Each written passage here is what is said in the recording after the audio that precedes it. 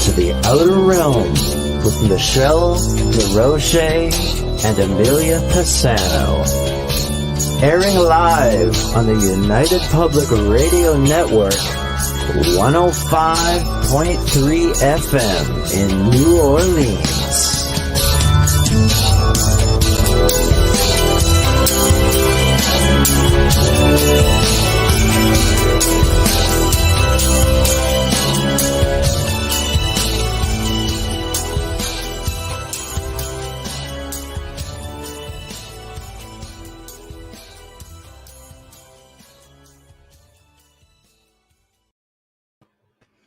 Good evening, everyone. Welcome to the Thursday night segment of The Outer Realm. We are broadcasting live on the United Public Radio Network, UFO, Paranormal Radio Network, 105.3 and 107.7 FM from the beautiful city of New Orleans. We are fully sponsored by the amazing people over at Folgers Coffee, who have been a part of our journey since the very beginning. And that's a long time now. We are into our fourth year, so this is like yay Folgers. So thank you very much. We could not do it without you. Also, a big thank you for our other sponsor, Justin Snicker, aka Dr. Snick, the Sonic Surgeon, who is the voice and music you hear in the intro. And you don't hear the outro too often. We just never get that far in, but he has done one of those for us as well. So he's an award-winning composer of Halloween, horror, sci-fi, and dark wave electronic music, which can be found anywhere that you listen to your favorite music. So check out all those platforms. Also, big thank you to artist Steve McGinnis, who is basically the artist behind the banners and the logos here at the Outer Realm. Check him out on Facebook and Instagram. We're really happy with what he's done for us. He does a lot of commission pieces, but specialized is in horror. That's right. See a theme there? It's a theme that's going on there. Yeah, exactly. Anyway, tonight, we've been waiting a long time for this because we just have really been waiting a long time for this. This woman is wonderful. And, we've been communicating back and forth. And I know everybody else has been waiting as well. So for the very first time tonight, Suzy Hansen, who is in the green room waiting, by the way, all the way from New Zealand. She's a founding director of UFOFOCUS New Zealand Research Network. I know. Say that 3 times, people. She's also a UFO extraterrestrial experiencer, researcher, and she is the go-to person in New Zealand for anything UFO and ET related. So really looking forward to that. And I hope everybody's chiming in already. So thank you for all of that. Wayne, Dolly, Chris, thank you. Samantha, hello. Hi, hello. Samantha. So Amelia, do you want to do a short form intro? Oh, you don't? I just released it because you said everything I was going to say. Then I said it. Let's just get to the fun and bring Suzy in, because I don't know about you, but I've been like waiting a while. Here we go. Yes. Hi. Hello. Hi there.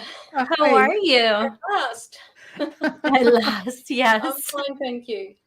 Oh my gosh. What time is it there, Suzy? It's probably a dumb question, but 1:15 in the afternoon. Oh, very if nice. I could only go back to 1 o'clock today in the afternoon, because then I could sleep. That is lovely. I see the daylight coming in. That's why. Yes, it's actually a very rainy day today, so let's hope we don't lose the connection. Wow. No, hopefully not. That wouldn't be right. We've been waiting for you for a long time. So I know. So excited too.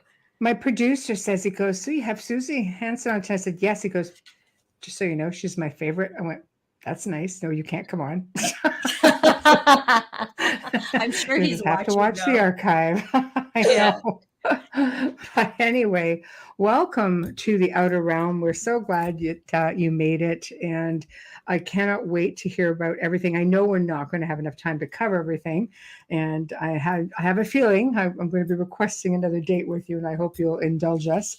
I guess I always like to start at humble beginnings. How did you get to this point? Because you've got this huge research foundation now, pretty much. So did it start with an experience or curiosity? Take her away. It actually started with a rather strange sighting that occurred late afternoon on a lonely country road in New Zealand, where I was traveling with my flatmate. And we saw a light appear up ahead, disappeared. We assumed it was an agricultural aircraft coming into land with its landing lights on, but then suddenly it appeared beside us above the adjacent hills. So it went backwards and forwards a few times at such speed, I guess, that it appeared to be appearing and disappearing in one place and moving to another.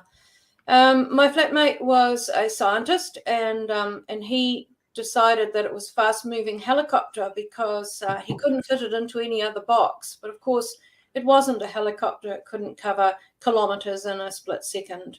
So after we'd watched it for a bit, as the car came to a standstill while we watched it, we moved off again because it seemed to disappear. But within seconds, it actually came up behind us. The light was like a massive oval orb of light that came right over our car.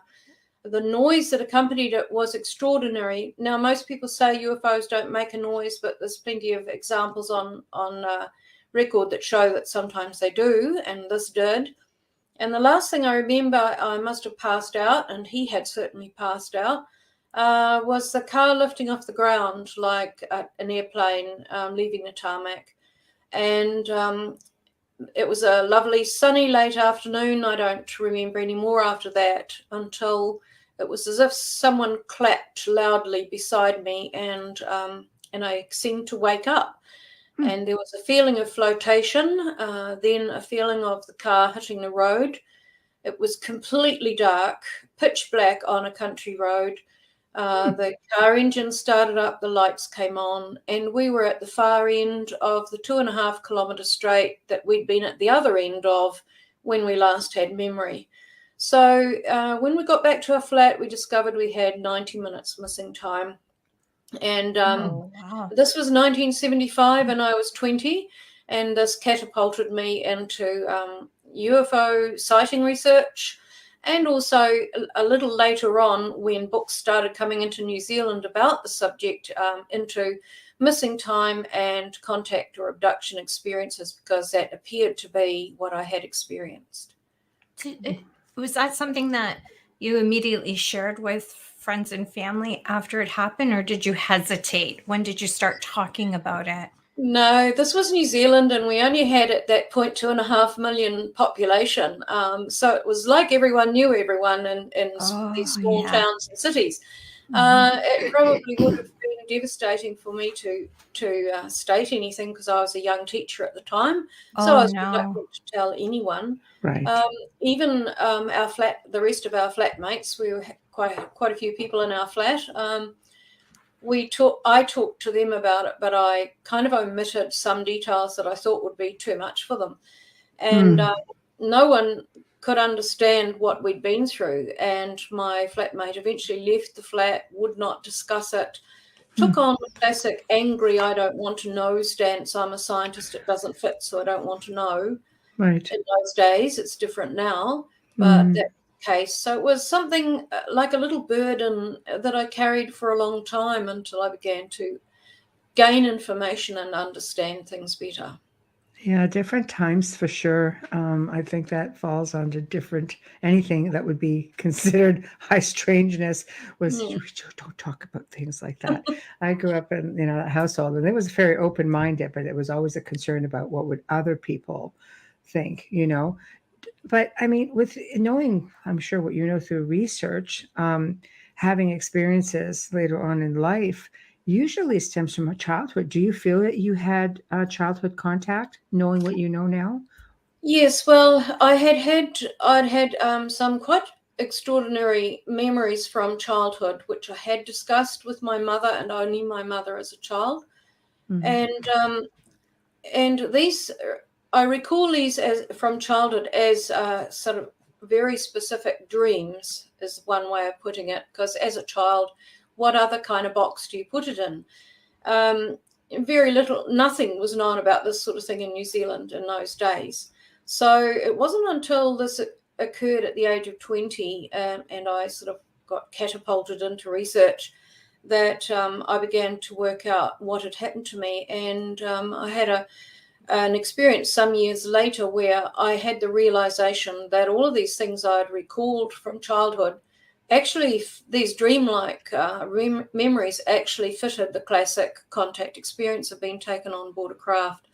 So there was that link that I finally accepted in my life, that this had been happening a long time and there must be a reason for it. Mm-hmm. Do you have in New Zealand, I mean, you know, this side of the world, there's always a big concern about the fact that maybe it's a reverse engineered craft that we get more of with respects to sightings.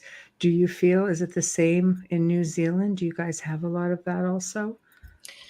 Well, we have quite a large and rich history of UFO sightings in our tiny little remote country, and perhaps the fact that we're remote might be the key to that.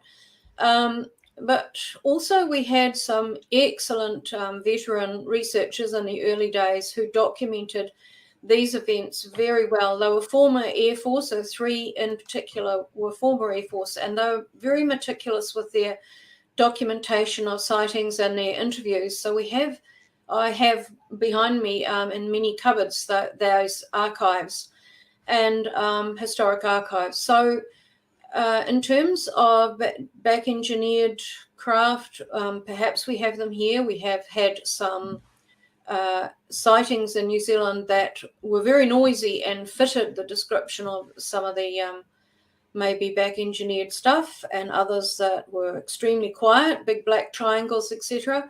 It's difficult to know which is which, but we certainly have had a huge variety of kinds of sightings here. Right. Well, I know here we tend to go through the same sort of stuff, and people are just very, I think they're more open to talking about it now. And I'll ask you the same question. How do you know the difference between something that's reverse engineered or, well, real? When we look at UFOs, we've got certain categories that we kind of use to identify that it's something out of the normal conventional aircraft, and that is acute turns, escalation in speed that's astronomical, no big bang as they reach high speed, etc. And of course, it's entirely possible that back engineered craft, if they exist, have that same kind of technology. So as we have progressed, particularly in the last 10 years, I think it's become harder and harder to analyze footage and to look at people's experiences, because one, we have people who just throw things onto the internet without first having them examined by an expert.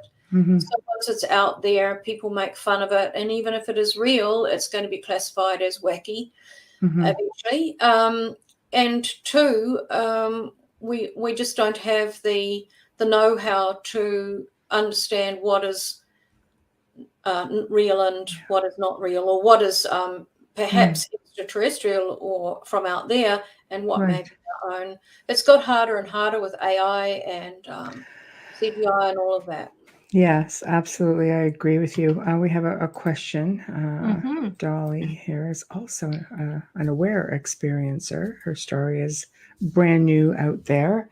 Amelia, can you get this one? Sure, absolutely. Hi, Dolly. Dolly asks, how intact are your memories? Could I have an explanation of what she actually means by that? Yes, Dolly, if you can expand on that, please. Okay. She also asked, have you had any conversations with ET?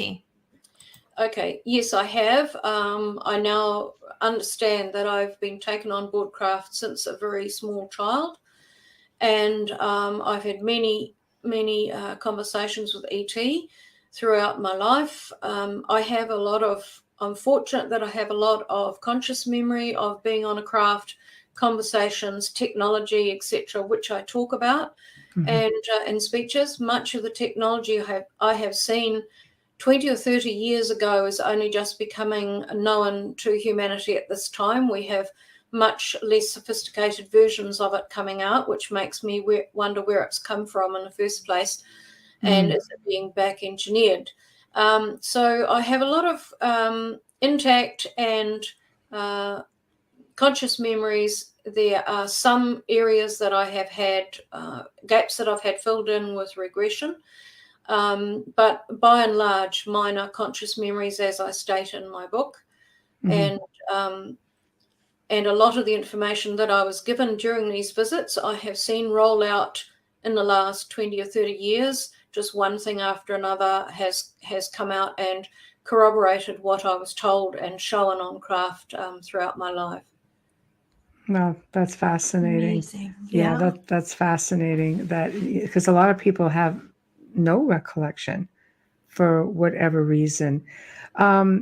So you basically have become the go-to person in New Zealand for people who are having sightings and experiences.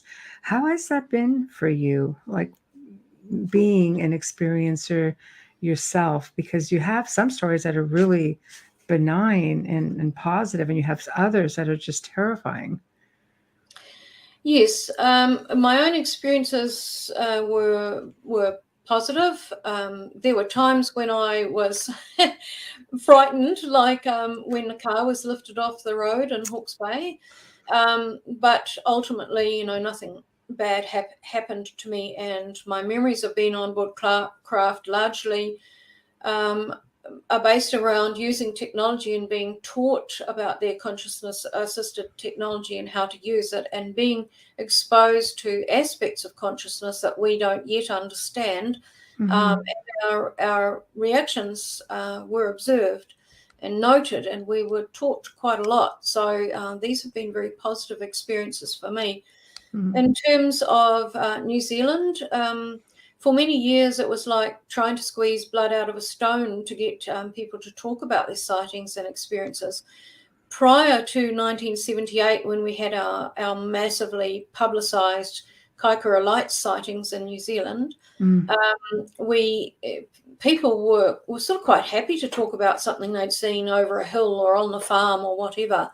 But once those sightings happened and there was a bit of a whitewash by the government and some of the departments associated with it, it really divided the country, and it made it harder after that for people to talk about their sightings and experiences. Of course.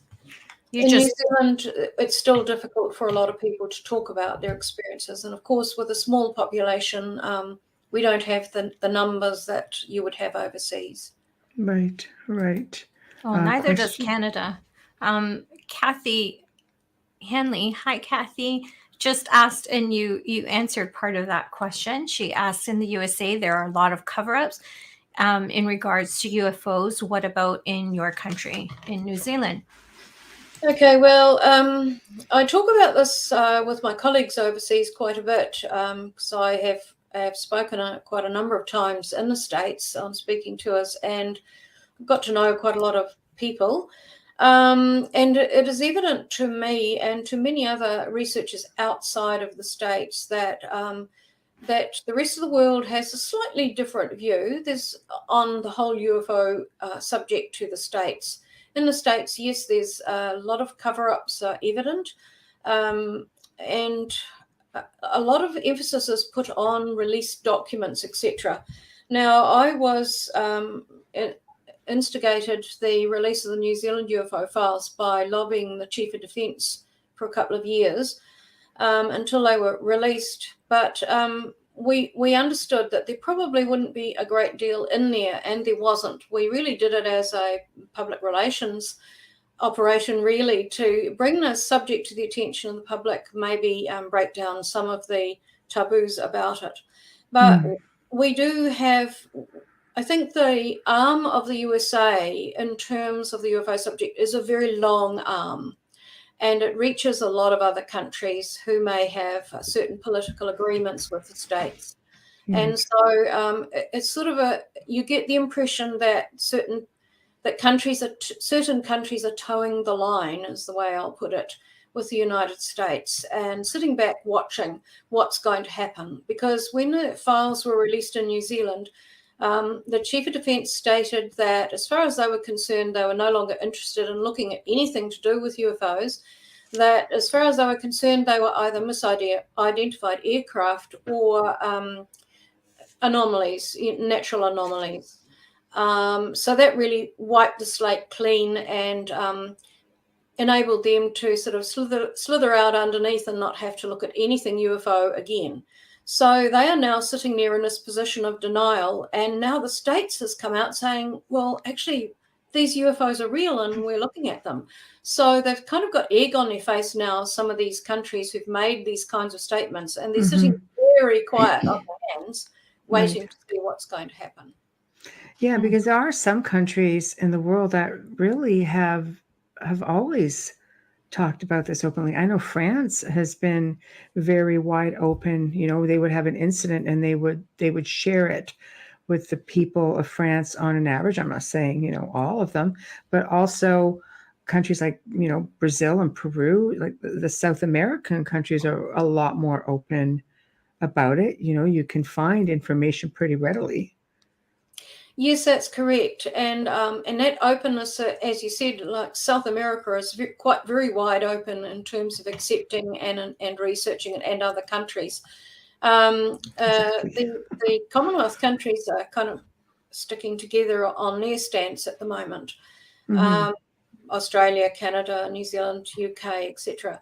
Yeah, so, yes, I think that there will be a lot coming out, and it won't necessarily come from the States. I think a lot of other countries now are examining things quietly and perhaps getting into the position where they may eventually make statements, but nothing too overt in our country at the moment. Right. So do you think, and I'll put this out there because there's so much talk about it, and I'm curious as to your opinion, false flags. A lot of people figure, because U.S. was one of the last countries, especially, to come out discussing, you know, their disclosure and that this was a thing. Do you think that false flag might be the reason for that? I don't know, really, because that's all very much tied up with American politics, I think. Yes. Yeah. Well, we are part of it in a sense that we are part of the Five Eyes communications agreement with the US, Canada, UK, Australia. Yes. So, you know, there's that kind of link that exists. But I'm not sure about false flags. We sort of, you know, people have a lot of theories about that, but New Zealand doesn't have any particular stance or view on that at present. We just kind of watch it. Kind of coast along. Yeah, it's something that comes up often, even in our chat rooms when we have guests on something. I'm just going to jump it, like go right to it, and just see.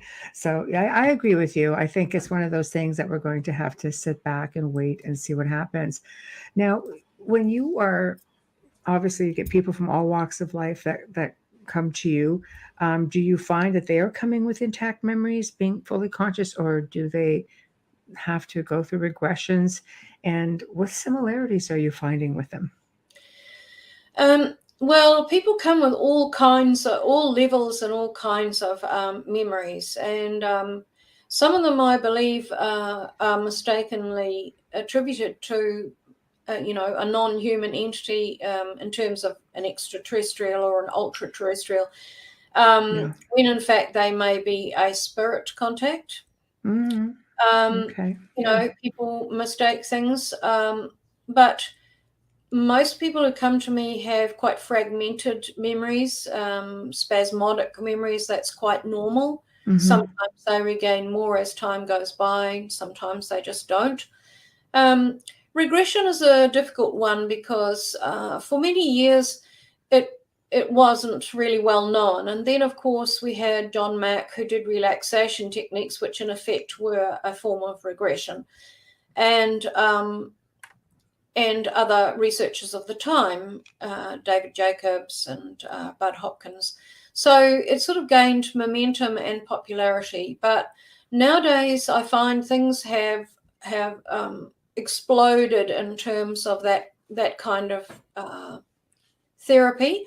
And in all of my travels, I have found that there's a lot of people who have absolutely no qualifications whatsoever in hypnotherapy, and I think you need to have qualifications and be registered to understand what you are doing.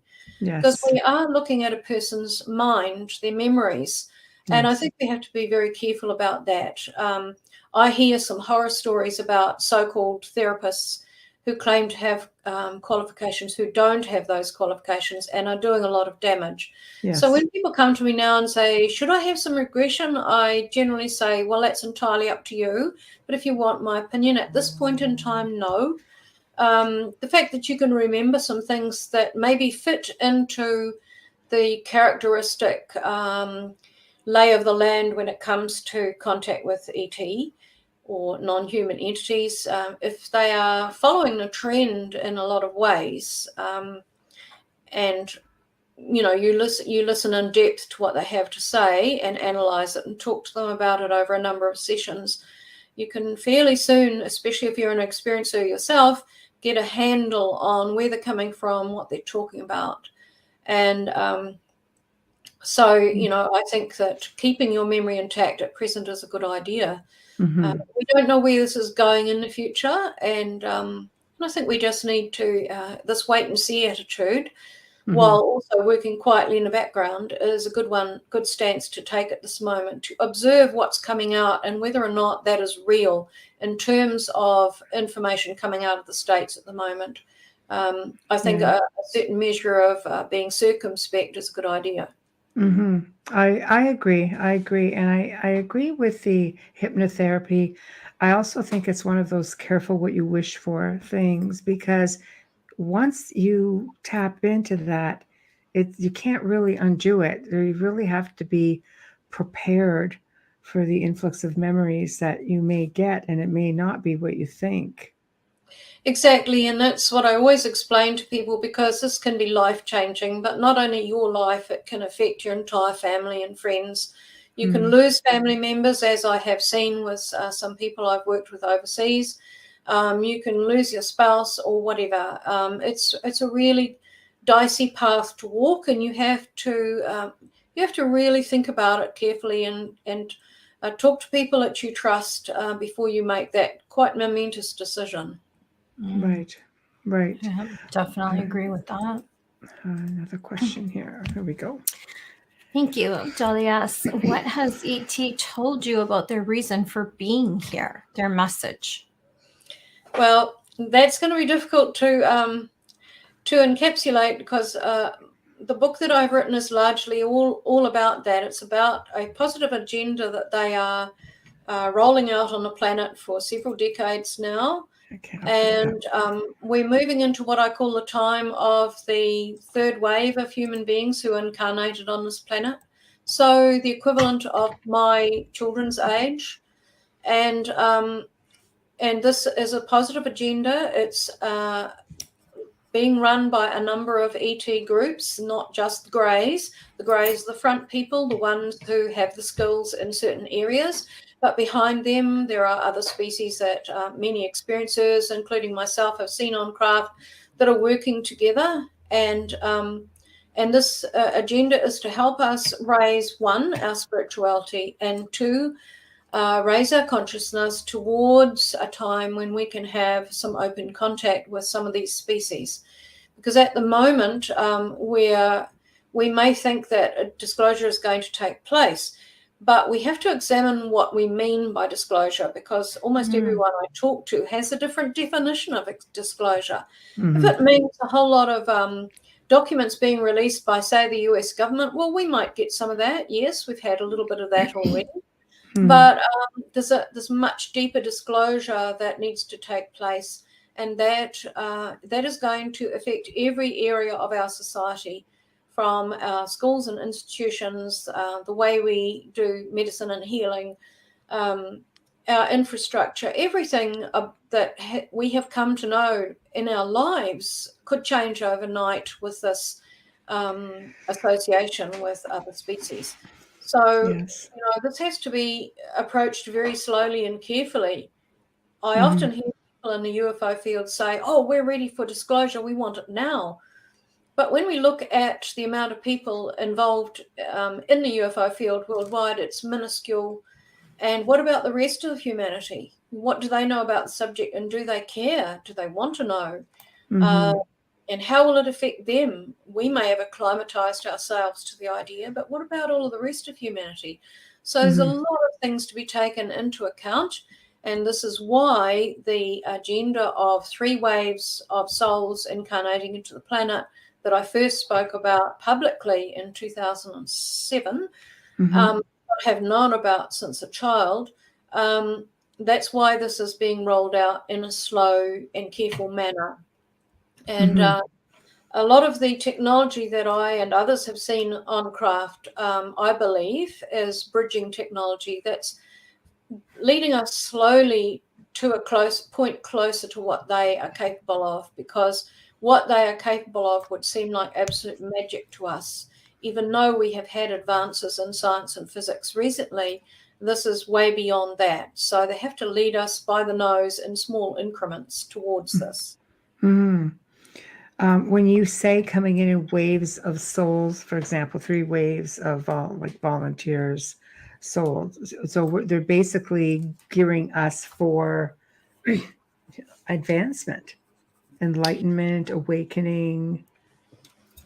Yes, all of that. And the one thing that they press home on the craft is our lack of spirituality, in that we are in many ways on the planet going backwards, and that maybe in previous times on this planet we've been a little bit more spiritual and close to nature than we are now. Yes, and we are losing that link, which is essential to our survival. And but not only that, we can't meet advanced races out there on a global basis if we have these warlike tendencies, and we're totally divided and we can't operate as one planet. I think Michio Kaku summed it up, when the physicist, when he said that we become a planetary civilization, and then we can become a global civilization, and then we start moving out into other realms and other areas before we can meet who's out there. And we're not yet a global civilization. So it was a first step that he talked about towards this, and we haven't achieved that yet. So we actually have a long way to go. I agree. If you think back to ancient civilizations, they've left traces of cohabitation and emulation, looking at petroglyphs. And I mean, that's all over the world, where you show a really amazing and very not so unique, when you're thinking about the grand scheme of all of these cultures throughout the world that exhibit the same sort of drawings and structures. Where do you think it changed? Like, we went from being so involved and very, in contact and learning and growing spiritually on every level. And then all of a sudden we're in this day and age, and it's like, we hit a brick wall. We fell behind in technology, everything. Well, the ETs have said that with our technology, we developed quite quickly in the technological age, the modern age, but the spirituality that goes along with the use of that the right use of that technology, did not advance at the same speed.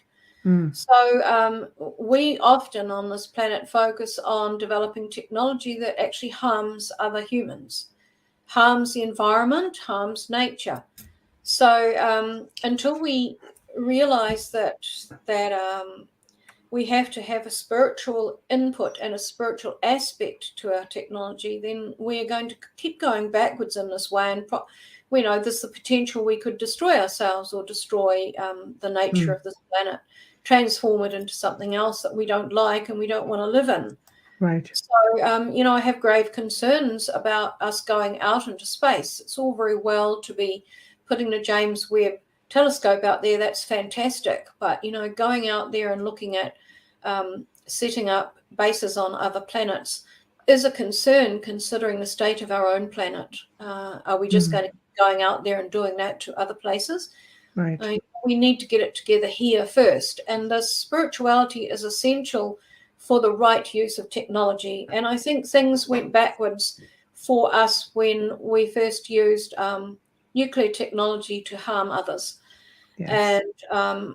And I describe in a chapter of my book a long discussion I had with an ET who showed me holograms of when this happened, and how this was the step back, and this was a call out right throughout the solar system that this place needs help before they destroy themselves and destroy other civilizations in the process.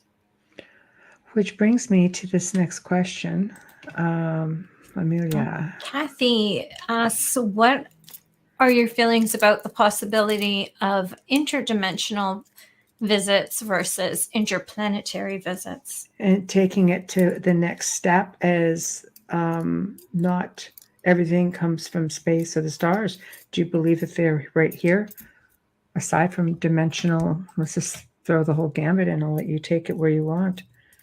Absolutely. And I write about coming in, being beamed up with some other humans, and arriving in a hallway, walking into a hallway on a large craft, and seeing some greys materializing into what we would call, or many people would call, a light being.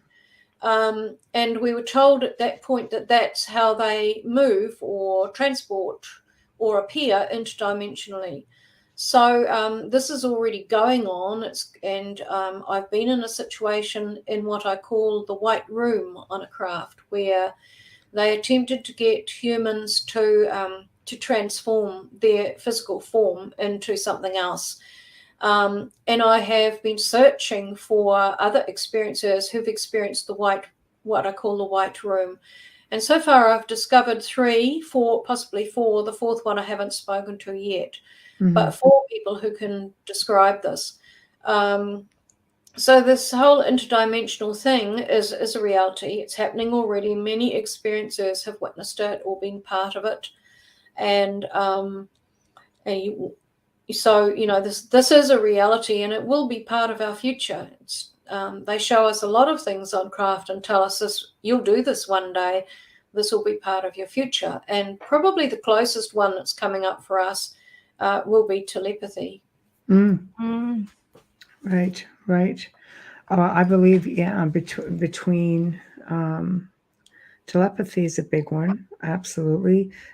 There's a lot of paranormal things that go on, I find, with contactees. I've worked in both fields for a couple of decades, small on the scale of what you put in.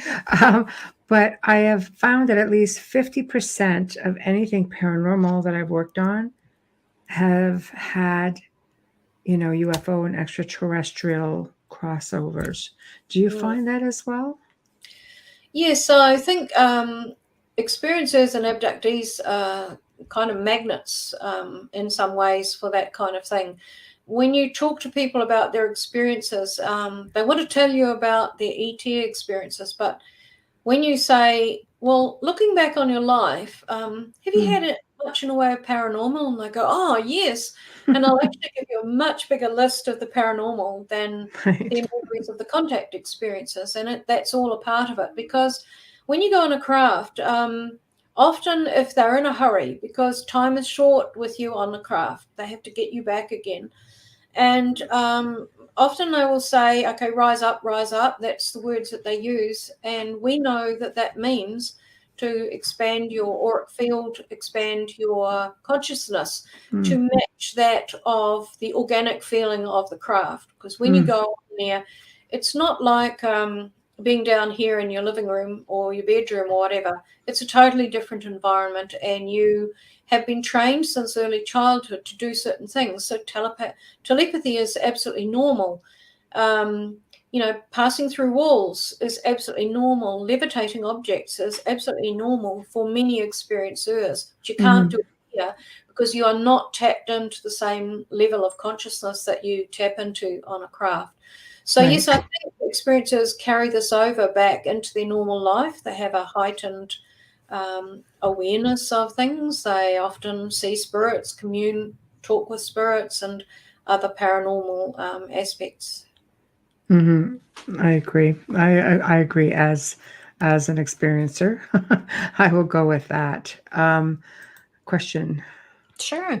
Dolly asks, have you been developing your psychic abilities, and do you believe humanity should be doing this as well?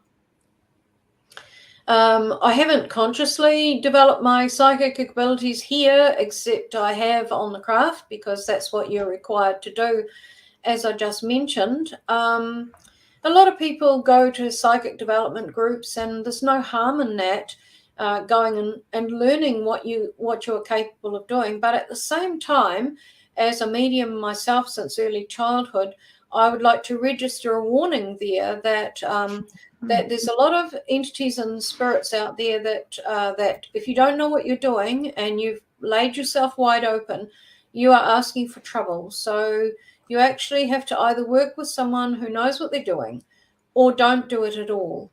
Because I believe, having been part of this program of 3 waves of souls incarnating for a purpose, I believe that we've all got a purpose. And some of us have a purpose, probably millions on this planet have a purpose within this agenda that I'm talking about. And we may not know it, but we're part of it. And I believe many scientists are actually part of it, but don't know it. So, if something is going to develop in your life and it's within your soul's destiny to do something, it's going to happen. You don't have to go out there and make it happen, force it to happen.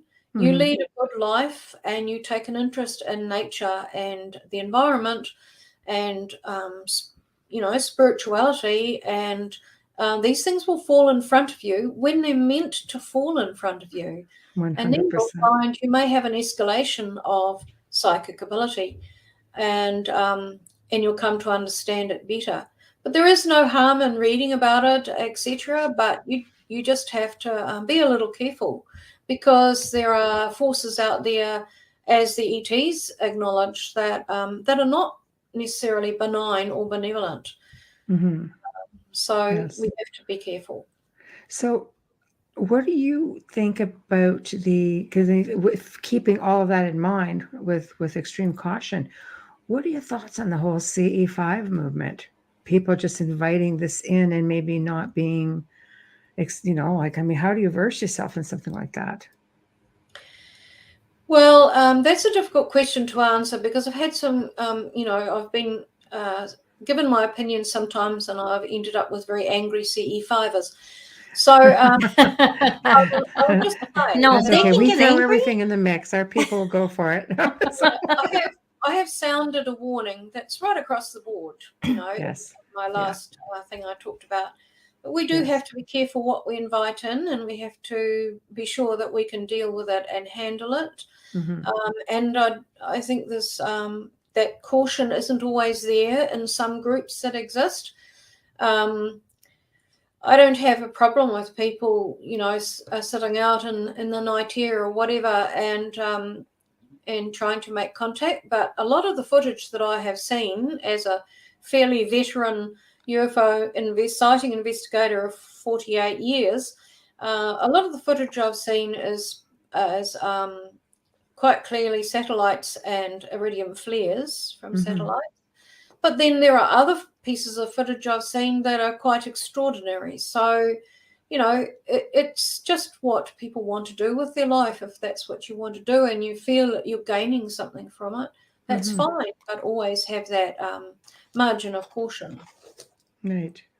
Yeah, I imagine, I think for people who who've experienced it before, or people who are, I guess, if you're there amongst friends, it's a whole group of you, it might be a little bit easier, to blend into it. But there are people who go out there completely by themselves and do this sort of thing. I think with anything, not just this specifically, I think when you're dealing with things that you are not familiar with or versed in, you should always do your research and you should prepare yourself, because it's like anything in life. I don't want to just pick on this specifically, but you just never know what is waiting on the other end.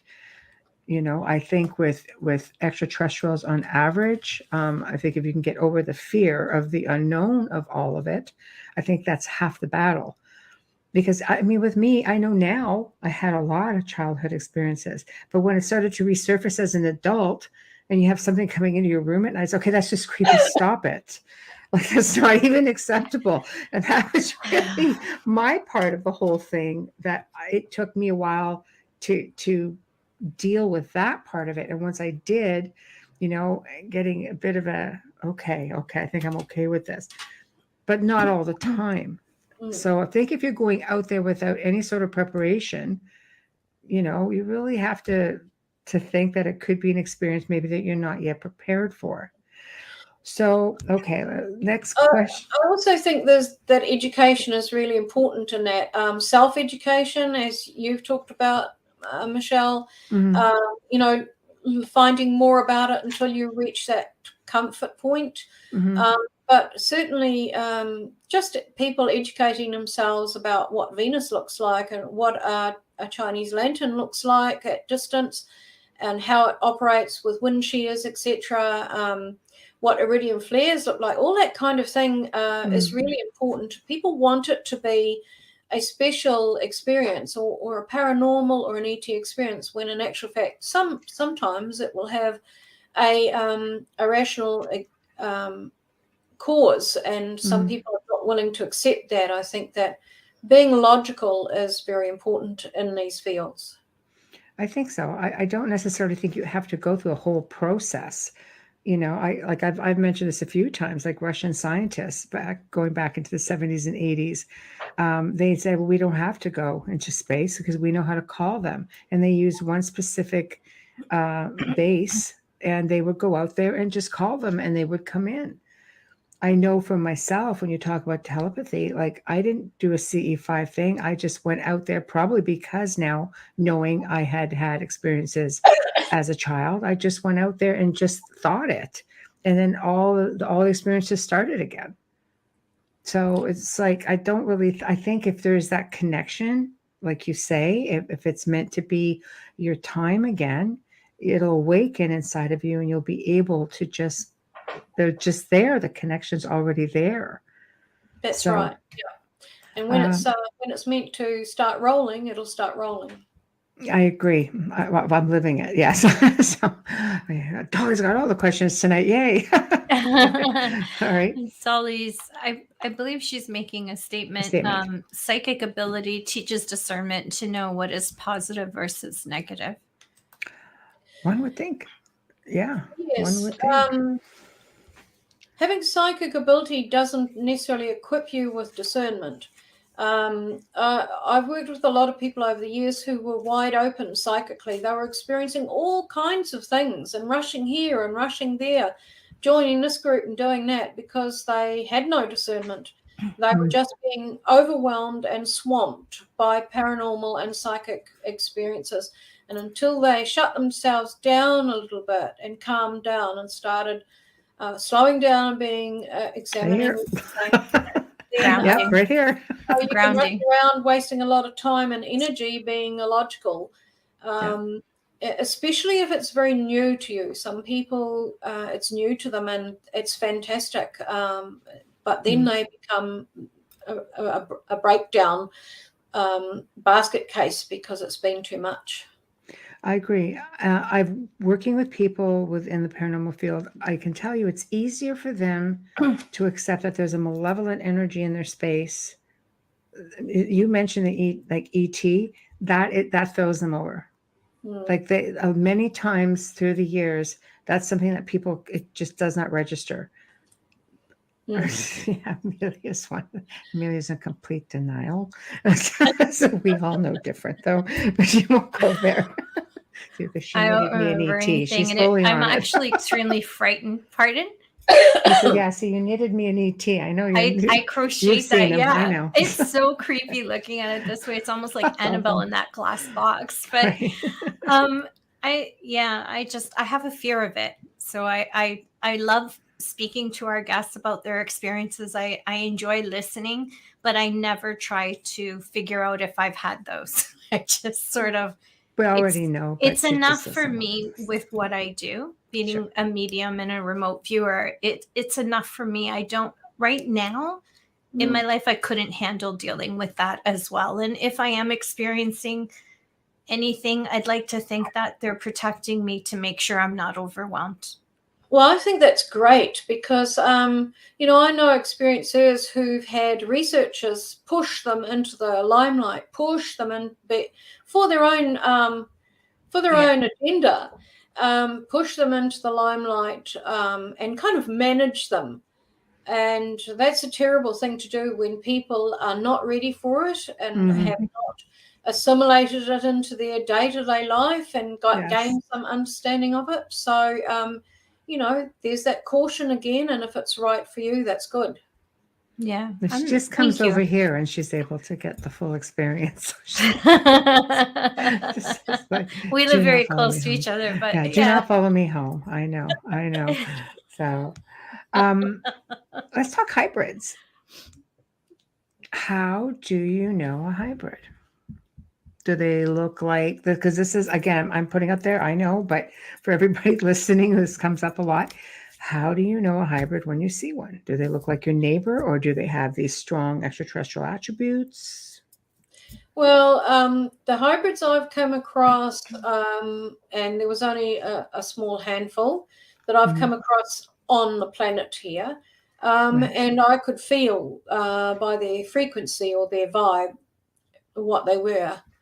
I had quite an extraordinary experience with one after I'd spoken at the 1999 UFO Congress in the States. And that person really saved me, so to speak, because I had been threatened by people that I was told were some agents. I'd been threatened to go home and be quiet and not talk about my experiences ever again, or something could happen to me. That's more scary than something that happens. Exactly. And so when my husband and I got in a vehicle, were picked up by a rental company vehicle to go down to the rental building and get a car, so we do a little bit of touring, there was this strange man in the front seat, and he made all my hair stand on end because I knew that he was not human and fully human, and he looked odd. He behaved oddly, and it was as if the driver didn't actually know he was there. She didn't actually converse with him, and we didn't either. It was like we'd been somehow muted from conversing with him. When we got to the building, the driver got out and went in and said, I'll go and sort out the papers for your car. You can come in when you're ready. And I had made up my mind, because of the threats that I'd had at the conference, I made up my mind that I would go home because I wanted to protect my family, and I would never talk about anything again. And this man, if I can call him a man, turned his head right around at an odd angle, looked at me with these china blue eyes, and said to me that I was to keep going, and I would be looked after. And then he said it telepathically. I suddenly realized his mouth hadn't moved, but the interesting thing is my husband heard it too in his head. And this man, if I'll call him that, got out of the car, went into the building, and I ran after him because I wanted to say, who are you? Why did you say that? I poke you and see if you're real? Yeah. I went through the door a matter of 2 or 3 seconds after him, and he was nowhere to be seen. So my husband and I went into the toilets and everywhere. He was nowhere in this circular building, and there was only one other door exit, which was behind the desks of the people working there. So he wouldn't have gone out, probably wouldn't have gone out there without being noticed. He was nowhere to be seen. So I took that as being a message to me that I was to carry on doing what I'm doing. Wow. So in answer to that question, the hybrids on board craft are the ones that are important. The ones that we might see down here are what I call one of the echelons that have been produced, if I can use that term, produced by the ETs. And I have seen the ones on board craft, and they are phenomenal entities, beings, and they have a specific purpose in the future. So yes, you identify them by their frequency. I came across another one on one occasion on a craft, which I've got a drawing of in my book, and he gave me the most useful piece of information that any ET's given me, and that is, when I saw him, I was so in awe of him. I asked him a silly question. I said, "Can you tell me something that will be useful for my future?" And he just said one word, which was corroboration. Wow. And from that point on, I set about trying to find experiencers who could corroborate some of the things that I have seen and experienced. So there's the white room. Mhm. There's the technology that can see inside your body. There's the handheld technology that can do the same. There's a number of things I have found now. There's the light elevator, which is also in my book.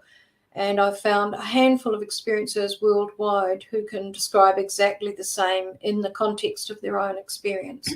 Mhm. So this is the kind of thing that people like the late John Mack couldn't turn away from, this corroboration that ran through a lot of people describing the same thing, who don't know each other, who live in different sides of the planet. And there was this line of information running through the experiencer documentation that he had that he recognized. Mm-hmm. Dolly, who's in chat, is a hybrid. And I think, yeah, I'll connect you guys just to talk, separately. And because I think you guys could probably get a lot of information from one another. So she's sort of on, the same path, trying to meet people who are experiencing a lot of different things and following on the journey that she was told to follow. So I think when you're out there, I do believe that the people of like mind, or people who are on, similar journeys, will find a way to one another. And I think that becomes so much in the whole consciousness part of everything.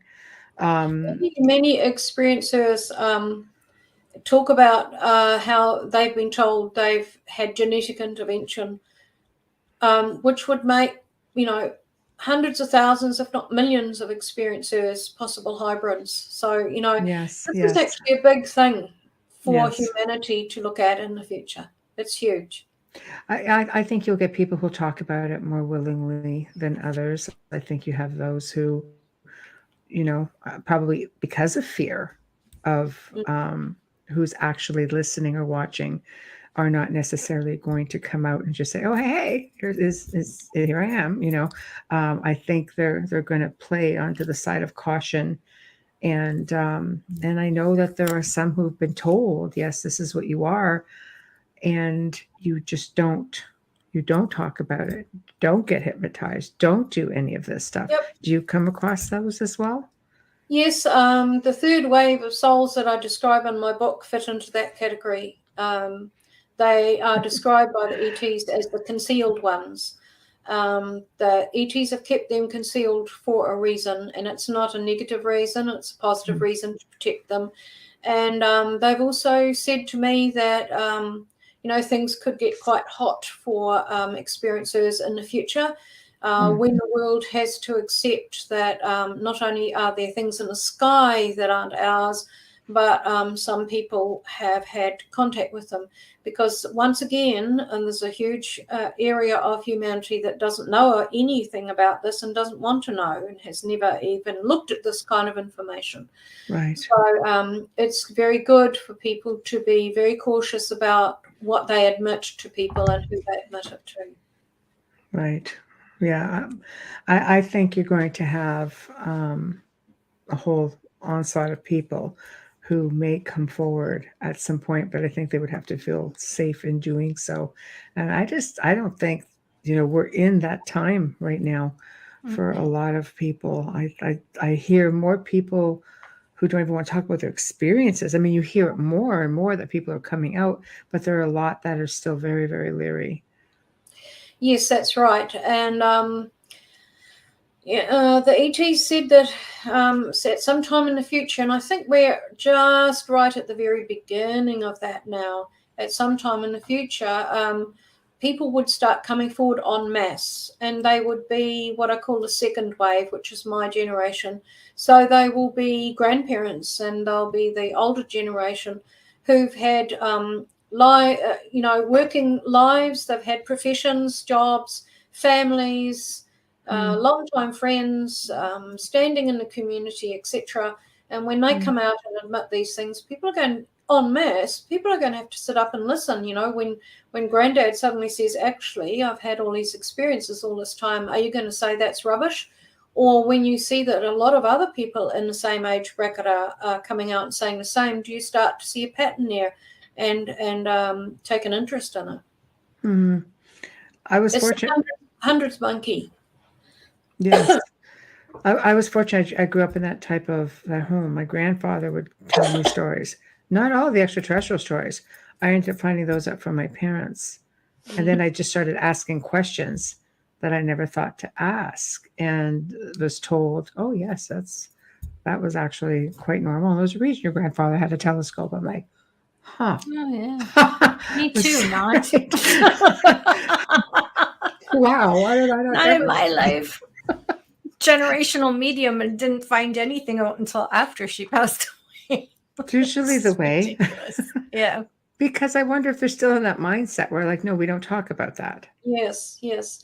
Well, my grandmother used to take me aside and say to me, "We don't come from here, Suze." She wouldn't tell me or couldn't tell me where we came from, but she would say that quite frequently, "We don't come from here, Suze."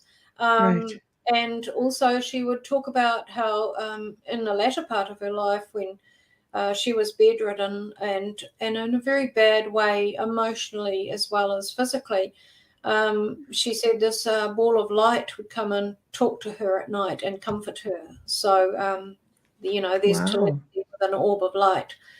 And I wish that that I had, more years to talk to her about her experiences, because as you said, Michelle, they were taught to be quiet about such things. Yes. Well, I don't know. Now it's asking the right questions, I find, because the generation now is, I don't have my grandparents. I don't have my mother. My father has Alzheimer's. So now I'm just kind of like, who am I going to bug now about all this? The ghost box. Yeah. Well, just because you have, aunts and uncles and they grew up in the same house doesn't mean they're as open-minded. That's right. No. Yes. Right. Yeah. It's like you say, certain parts of the population do not want anything to do with it. Out of sight, out of mind, don't know, don't care. And then you have those of us who are like, did you see that? So yeah, I'm one of those people. But so, with all of that being said, then do you have like what advice do you feel that hybrids are trying to put out there? I mean, for people who are being vocal about it, like Dolly, for one, she'll tell you, no, I'm supposed to put the word out. I'm supposed to bring people together. Do you have a commonality, I guess, between them all for the ones that you've encountered? Yeah. I have sort of varying impressions of that, because what I would like to do is talk to some of those people and see where I think they might fit in the three waves, because sometimes people, if they fit into what I call the first wave, which is the enlighteners, they're here to show us what we're capable of. And they may well be hybrids, but they're here to show off certain skills and exhibit certain skills that to help humanity become familiar with that and accepting of that kind of thing. And that might be just their whole purpose here. Right. And then there are others who are supposed to do public speaking or write books or do films, right? Talk to groups, etc. So it just depends whether you are exhibiting your information that you would like to spread to people in a very private and minimalized way, or whether it's to a broader audience. And I think that probably everyone has a slightly different, although they may fit into a particular group or not, everyone also has a slightly different purpose depending on their skills and abilities. So I think it's a very individual thing myself. Right. And these dangers that you speak of for contactees, experiencers, abductees, what should we all be concerned about? Absolutely. Good question. Yeah, because that's going to determine how many people actually come forward. Yeah. That's a big one. Yes. Well, I think the more public you become, or the more publicly you speak, that's where the danger lies. And I know a number of experienced lawyers on the speaking circuits and etc., who have had their lives threatened and have been told to shut up. And as well as, UFO sighting researchers have experienced the same over the years. So I've been subjected to quite a bit of that myself. So I always say to people, be careful. Be very sure that that's what you want to do. If you want to go public or be in the public eye in some way, you be very sure that you can live with that, because you've got families and friends and relatives you have to take into account as well. But there are those who believe if you are in the public, I've always been told, talk about it, just put it out there, because it basically minimizes the chances. I don't do circuits either. Like, I'm not on the UFO stage. I'm just like a public figure who happens to be doing a radio show this year. So, so I don't know, but I'm very open about it. I figured, you have all the information you want. Yeah, I guess it depends how specific your information is and how much that information may be a threat to certain governmental bodies or whatever. I think that's the main thing is how much your information may impact what they want the public to know and what they want the public to believe.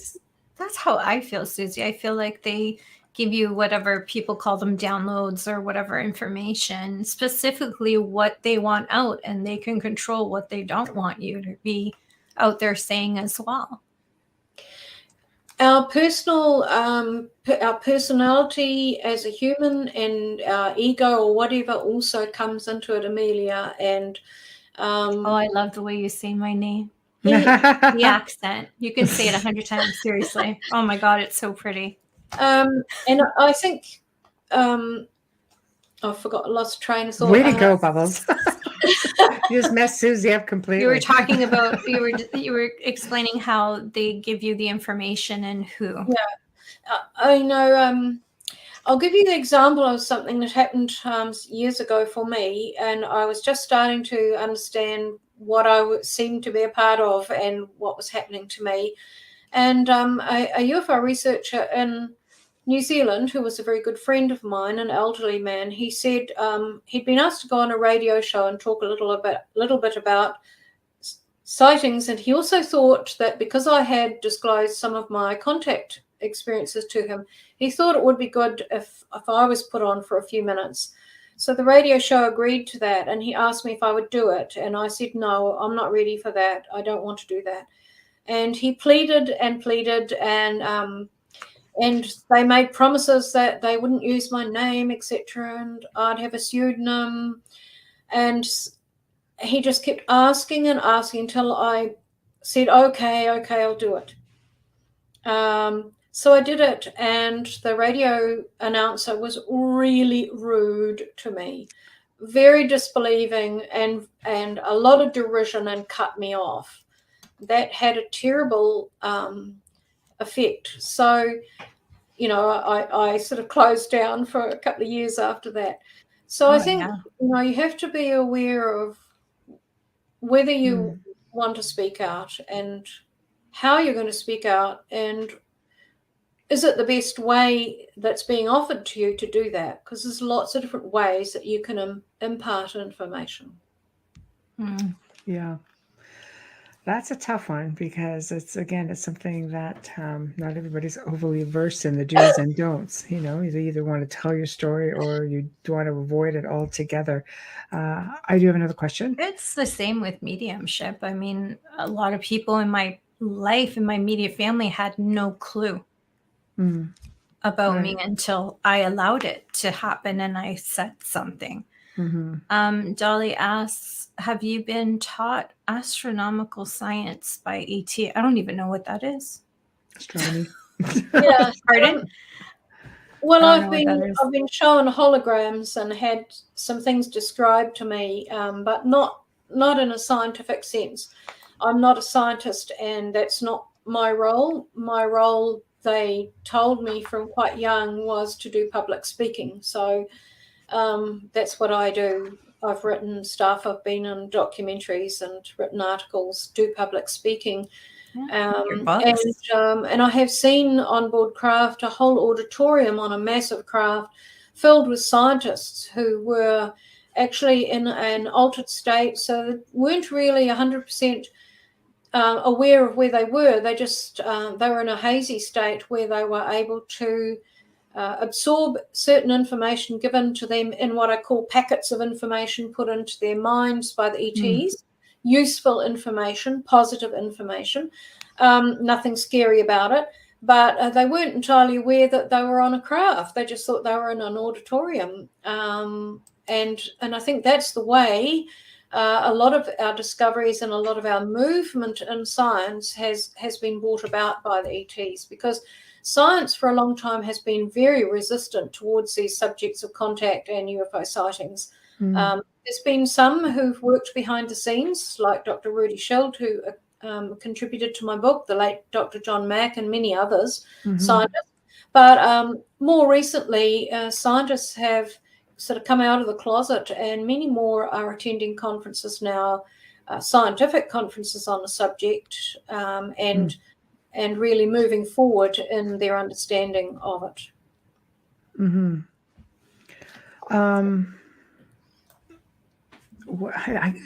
To have a scientific mind and to be an experiencer at the same time, that's got to be very conflicting on different levels, especially if you're not, you're only allowed to remember certain bits. And how do you know it's at an implanted memory? Oof, that's a good one. Yeah. Well, that's a big question right now, though. Sorry. I know quite a few scientists who've made contact with me, or who are colleagues in groups I belong to, who, to me, are probably experiencers but don't realise it. And I haven't said that to them, haven't suggested that to them. But sometimes they agree as a soul to work alongside someone like myself, for example, or you, Michelle.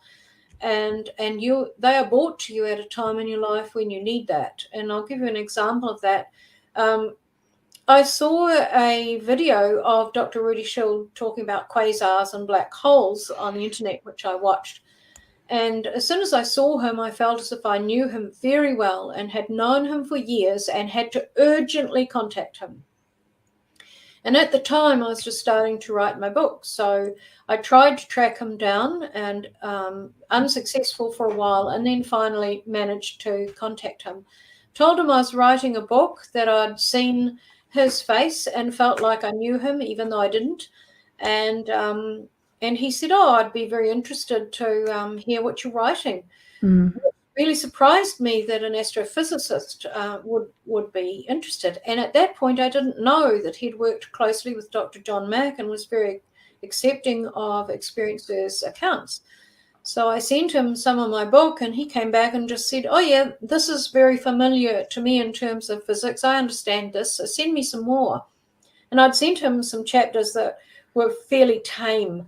He said, send me your 3 chapters that you think might really trip me up or shock me. So he wrote back and said, these are the ones I understand the most. There's a lot of interesting stuff in here in terms of physics.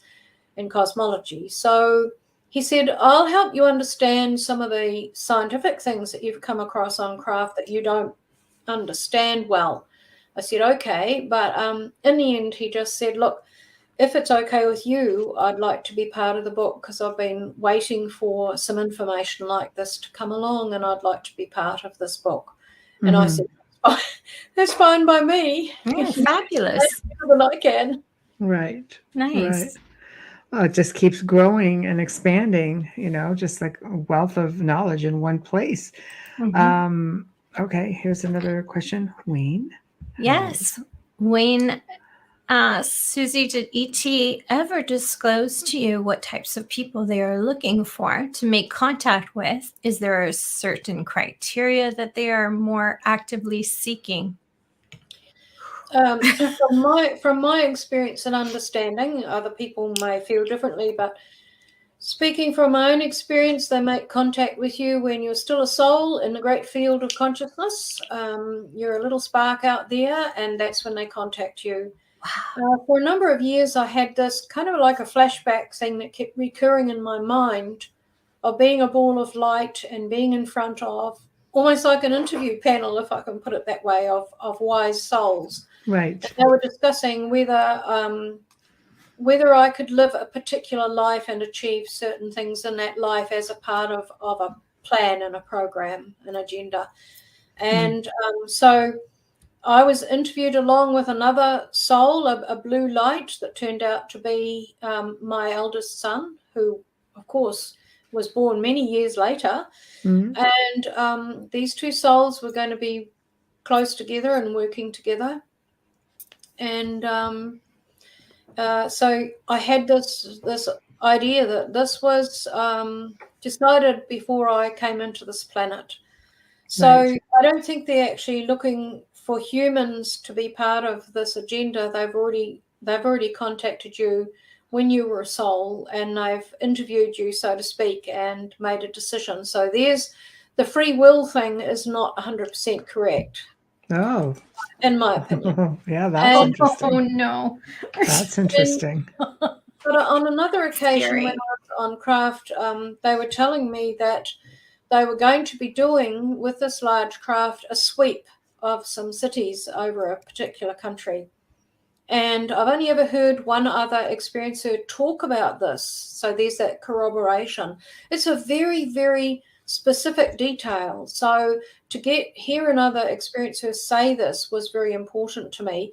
And that is that they had the technology to just scan over a city, scan the city, so to speak, and isolate souls. They're not looking at you as a human. They're looking at your soul. Yes. Yeah. Of certain spiritual understanding or certain evolution, and they may utilize those people to work alongside and assist other people who are in the programs in the agenda doing specific things. So you sometimes have people who turn up in your life at an opportunity, at a time when you need something, and they turn up and they play a role in your life for a short time or several years or whatever, and then they just kind of drift off and you lose contact with them. But they've assisted you through something in some way, and this is the sort of thing that we're talking about. But particularly in light of experiencers achieving certain goals and getting information out there or whatever, or scientists who've been taken on board, this is a very important thing. They may achieve some funding to investigate something, or they may be put in touch with another scientist in another country who furthers their research into something that relates to ET contact or UFOs. Wow. Well, I like that. Sounds hopeful. So, on many levels. We just have to do a station and sponsor ID, please. Yes, thank you.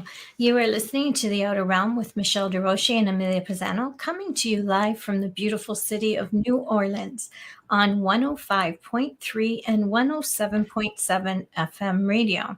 We are live and archived on Roku. So if you're tuning in from Roku TV, hello and welcome Don't forget to save us and look for our archives as well. Share us with your friends. Our guest tonight is Suzy Hansen. She is, and I had to write this down, the founder of UFOFUCUS New Zealand Research Network. And she's also brought her book, The Dual Soul Collection, and we're discussing that as well tonight and her experiences. But if you're just tuning in, don't worry about that. You can stream on our archives, rather, on any platform you normally use. Don't forget to share us with your friends. We're going to say that share word quite often tonight. Huge thank you to the amazing people. Sorry, I laugh at my own jokes, at Folgers Coffee for sponsoring our show from the beginning and continue to sponsor us. We really do appreciate your support and we love you. Thank you so much. A shout out and thank you for our intro and outro to Dr. Snick, the sonic surgeon. Justin Snicker is award-winning vocalist, composer, and musician. You can find his music on Amazon and Bandcamp and check him out on Facebook and Instagram. Now, if you're listening to us on Facebook or watching us on Facebook or YouTube, please make sure to give us a like, subscribe, and share. And that goes for any of the streams that you're using. Thank you. Hi, Tamara, just in time. I told them to share. Oh my goodness. Okay, back to the show.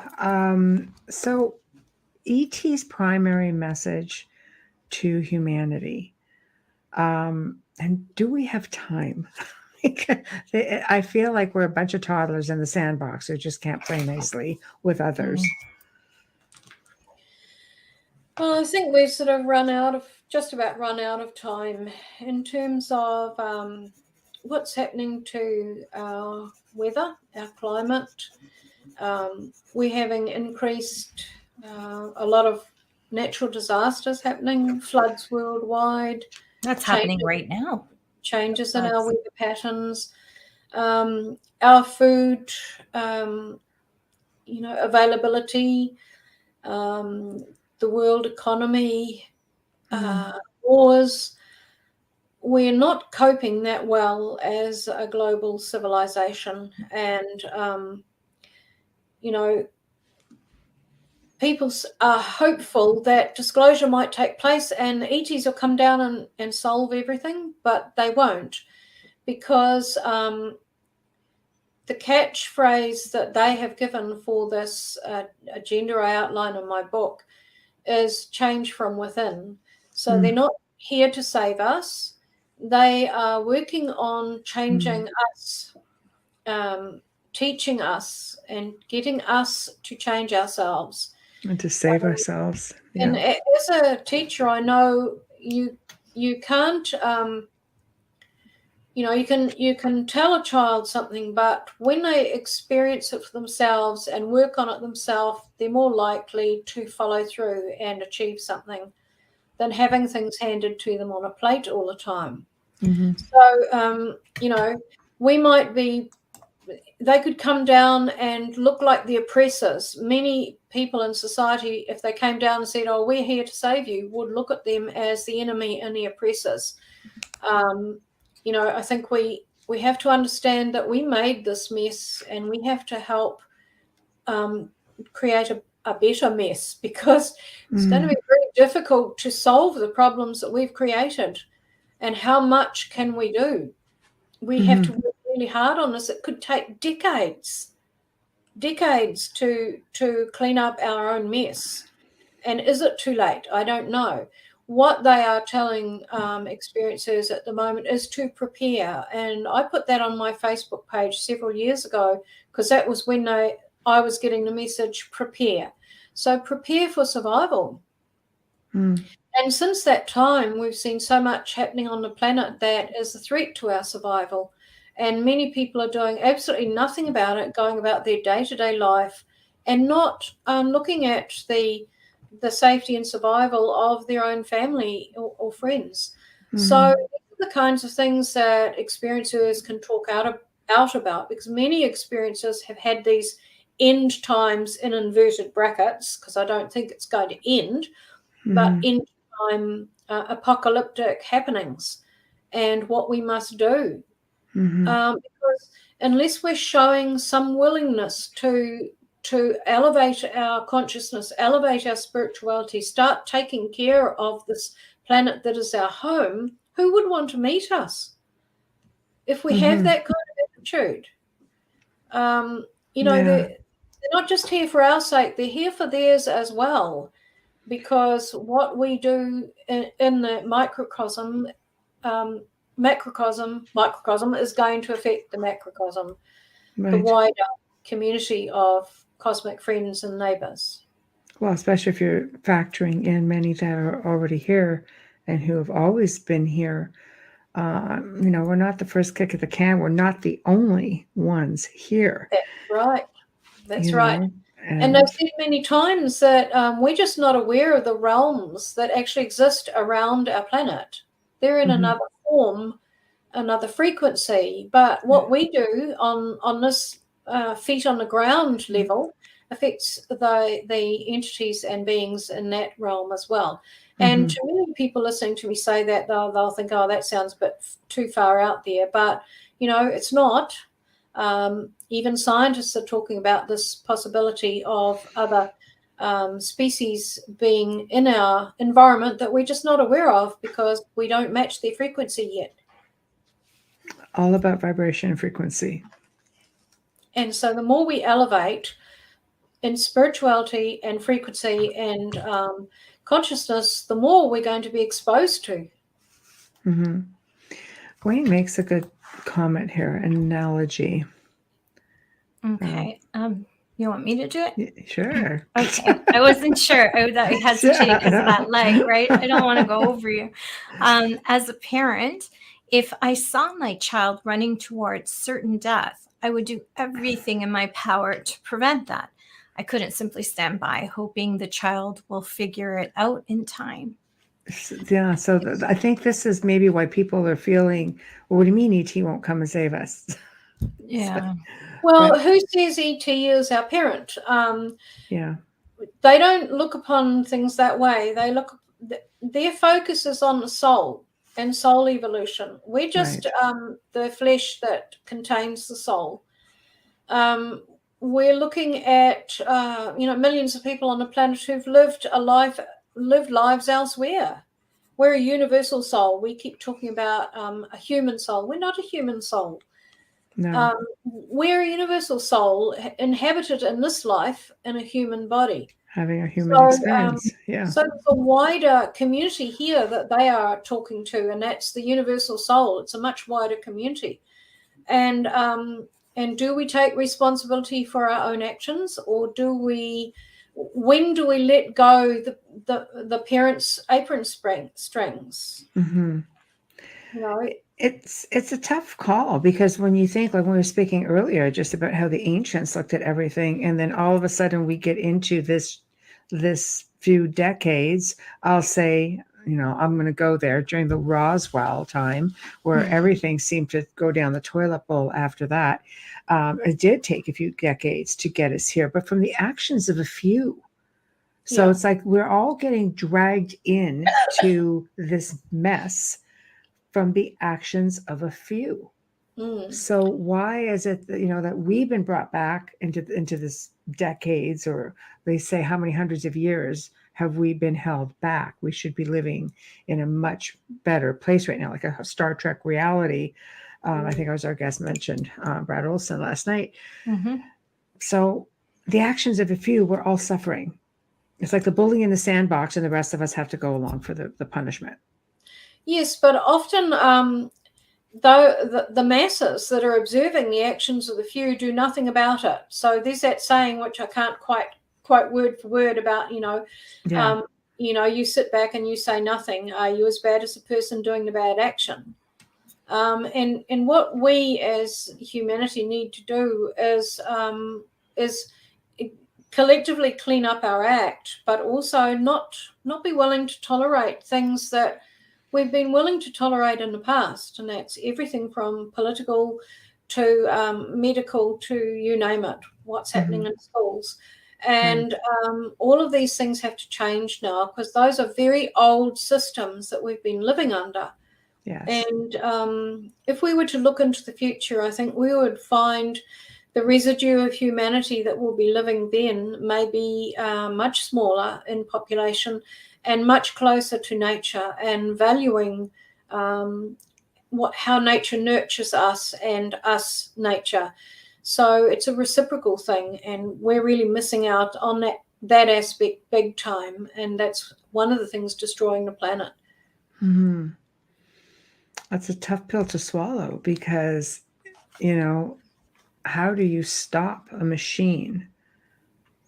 We're, I mean, I know we're a tiny grain of sand on a very big beach, and you end up, we're victims of our governments, of our militaries. Yeah. It's hard to stop that machine once it starts. Yes. I've been watching a UK television series, a series called The Capture. And it's really good because it talks about AI, but it talks about correction, where they can alter videos and alter voices, and they can have an AI person talking who appears to be the real person. So, and it's quite a frightening portend of our possible future. Mm-hmm. And we are all responsible for speaking out about what's happening in our own communities, and I think we can all do that. Mm-hmm. To an extent. We're not just talking about talking about experiences on board craft or whatever and revealing that. Experiences have a wider understanding than that. Many experiences are looking at the way the climate and the weather is changing and our food is becoming unstable and all of that kind of thing, the wars. They have a much wider understanding of humanity, and that's what we need to be speaking out about, is what's happening in our own communities that we know is wrong. And how many people actually do that? We often leave it up, as you said, Michelle, to the few to do that. Mm-hmm. So where do we go from here? What do you see for us as this species, based on all this information that you're given from all of these experiencers? Where do we go from here? Are they stepping up their game? So, contacting more people? Where do we come together? Do we all go stand on top of a mountain and say, "Yay, we're here"? Kidding, of course. But well, I think we will have some tough times to face, and okay. I don't want to sound pessimistic, but get your civil defence kit ready, folks. Right. We're going to face some tough times on all levels, and we have to really become aware of the politics on this planet and how that operates and whether it's beneficial and when it's not beneficial, and be able to speak out about that. Mm-hmm. But also I think that we have to have hope and faith. We have a lot of people coming forward in high positions, giving a lot of hopeful information about the UFO field, etc., particularly in the States. Mm-hmm. But, how much of that do we take on board, given the history of releases of information in the past? Mm-hmm. Have always been correct. Mm-hmm. So, we're kind of flying by the seat of our pants at the moment. I think we're in a position where anything could happen, and so many people at the moment are living day by day, looking at their situation day by day and being watchful of what's happening around them. But certainly the ETs, never once have they said that our existence on this planet will cease. They have always said we've got some massive stuff to go through. And on one occasion I was in an auditorium and in an undersea base, and we were shown a massive screen with tragic images of earth changes and severe weather conditions, etc., and wars that several images, they speeded it up until several images were showing per second. And we were able to absorb the frequency of those images, not necessarily what was actually on each frame, but the frequency it conveyed and the emotions that it engendered in us. And it was the most horrifying thing to go through. But then they calmed us all down afterwards and said, this is what you have to work towards sustaining life through this, and knowing that on the other side there will be something better, but you will be creating it with their assistance, but we will be needing to create it for ourselves. So are we going to be creating it in as a physical manner, or are we going to be back in spirit? Because that tells me if we're looking at war, are we looking at planetary catastrophe? Because they see souls, they don't see physical, remember? That's right. And they're going to see, they're already putting out there, and I mention this in a chapter in my book, how they are already taking souls on board craft prior to big events happening where people lose their life. And they're asking those souls, unfortunately, you're going to lose your life. And they accept this. I write about this. I had to write it really delicately, but it needed to be said in this chapter about soul acceptance, that things are going to happen on the planet, and you may lose your life. And they're asking them to come back to the ETs on board, ready for an education and then a reasonably swift incarnation. So people who've been through something and learnt something from it are going to be educated on craft as a soul and then incarnate back down. And these are going to be people who lead humanity into the future with a greater understanding. Wow, that's deep. That's just a very brief overview of what I'm about. Yes. Wow, makes you wonder how fast you can incarnate again. I've heard different theories about, souls maybe just stepping in, and other, like physical people just, willing to step out for those more advanced souls that can, just because of a time factor. So have you heard of any of that sort of theory? Because I know that's one that's out there floating around as well. No, it's always been taking souls on board, either as balls of light or in a physical form, and talking to them about the possibilities. I hear so many people say, the Greys, they're terrible, and they are controllers, and they do this and they do that. But in all of the experiences that I have had, they are very aware of the soul state and soul permission for many things. And this goes right through the hybrid situation, the seeing your baby and holding your baby on craft, etc. There's a great delicacy takes place behind the scenes that in our human form we may not recall. We may recall it as being heartrending or a pleasant situation, but there is always the soul contract. Well, I have to say this has been an enlightening experience. I love hearing the stories, especially when it's a collection and compilation of so many different people having these experiences. It's always nice to know that there's more out there than we think there is, and that it's not always horrific experiences, because we hear it all the time. Everything is always just scary and horrific, and I love to hear when they're not, when it is something more positive and there's a message of hope attached to that. So what's next for you, Suzy Hansen? What do you have coming up, and how can everyone find you? Well, given that I live down in New Zealand, Right, and that airfares are really expensive, I can't imagine anyone's going to fly me to speak at a conference anywhere anytime soon. Right. But at the moment, I'm working with 2 experiencer groups, the formation of them, and I can't divulge more about that at the moment, but I would like experiencers to know that there's something coming up that's going to be really big for experiencers. We see a lot of groups forming around the world that are sighting related, nuts and bolts related, and I belong to one of those called ICER, but International Coalition of Extraterrestrial Research. But at present, we are focusing on the sightings side of things. but there's something coming up that's quite big, which will be announced.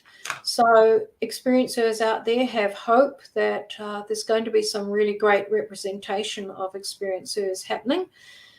For me personally, well, I do speeches and interviews on Zoom. I'm partway through writing my second book, and I'm continuing work with UFOCUS NZ in New Zealand and Communicatorlink, which is my other website where I talk to experiencers and mentor them through things.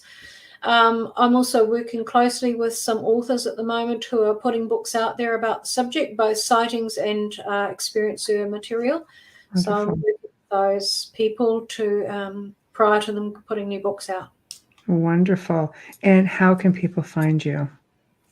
They can find me on YouTube, Suzy Hansen channel, on Facebook, Suzy Hansen, and my websites are ufocusnz.org.nz and communicatorlink.com.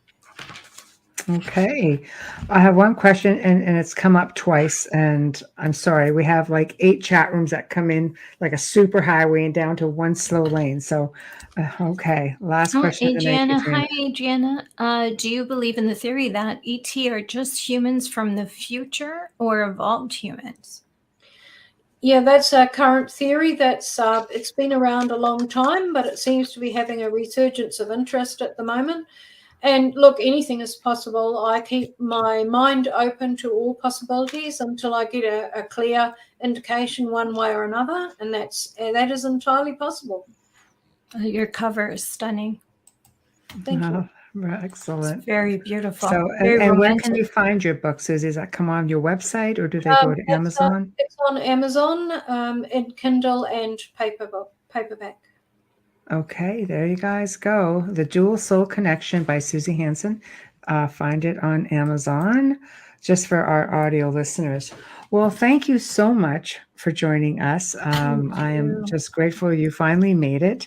And I'm looking forward to your next book. I know you probably can't get into a whole lot about it, but I would love to have you back on again, because I know that just a wealth of information, and you're definitely a delight to have on. So thank you for sharing everything with us. Yeah, I've really enjoyed it. Thank you very much. Hey, thank you. So I bid you good night. And happy Friday. Happy Friday. Yes. She's a day ahead. It's Not for us afternoon. yet. That's right. Right. Bon appetito. That dinner's coming. Yeah, thank you. Thank you, Suzy. Good night. Good night. Good afternoon. Yeah, good night for us. Well, we've come to the end of another fantastic segment here on the Outer Realm. As always, that was just fabulous. We've waited a while, and it was definitely well worth it. And of course, with all the chat rooms coming in, I think everybody agrees.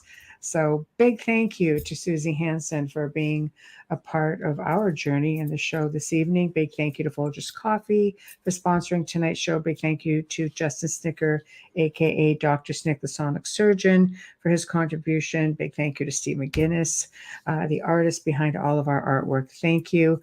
Guys, if you want to email us, please, theouterrealmcontact@gmail.com. So check us out that way, and you will get a response.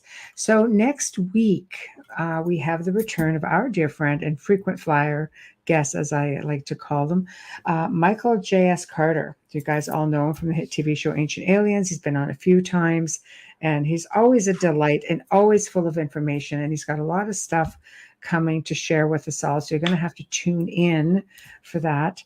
Also, Thursday night is the return of someone who hasn't been on the show for quite some time now, but Chris Stiles. Now, you're going to see a lot of guests coming on from the Halifax Symposium, which is coming this October. We've had things on the show about it already. And of course, the Outer Realm is a sponsor of the Halifax Symposium. Yeah, yes, we do that every now and then. So anyway, we're going to start featuring some of the guests who will be speaking out at the symposium. And we're doing this because this is Canada bred, man. Yeah. Woo. So we love it.